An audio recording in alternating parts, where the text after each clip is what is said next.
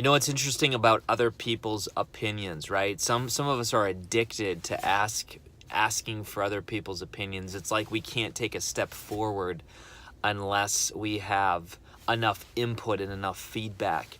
I just got off a coaching call with my authors, and one of the people basically said, "Hey, Kary, what happens if my beta readers aren't okay with certain parts of my books? Or what happens if my beta readers contradict one another on parts of the books that they like?" And what I basically told this person kindly, because I love my authors, is I said, who cares about your beta readers? I said, forget about your beta readers. And I know that kind of comes across as like cavalier or perhaps even maybe it makes the author feel a little arrogant. But here's my point. You ask 35 beta readers to read your book or evaluate your product or look at your service, and here's the problem. You get 35 different answers. Certain people are going to say, I love that part of your book where you talk about that, the girl going through that struggle and how she comes through. And other people are going to say, I hate that part in the book where that girl's going through the struggle. It makes her look weak and blah, blah, blah. And now you're left in a very vulnerable position because as an author, you are very vulnerable when your book has just been created and you're about to share it with the world. Many times authors, I've seen it.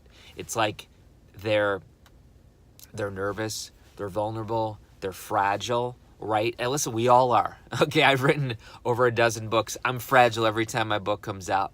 And what happens is you take beta readers' comments in a very different way than if your book had been out for years.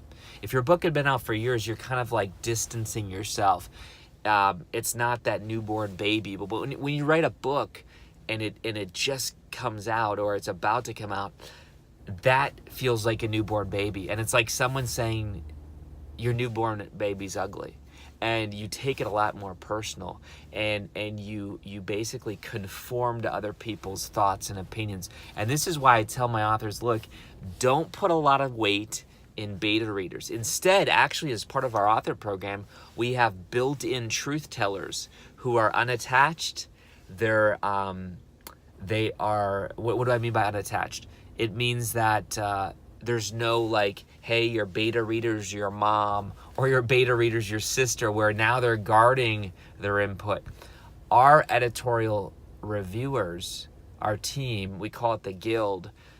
We have proofreaders and editors, and we also have some in-house editors.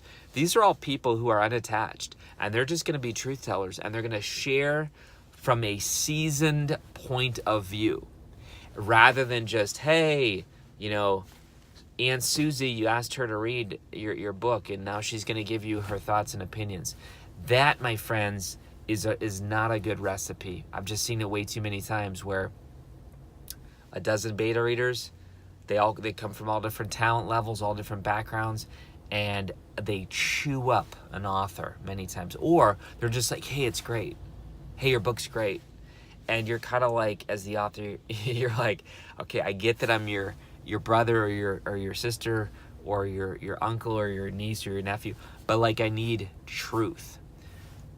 The point of today's video is be careful who you ask for advice. Be careful of other people's opinions.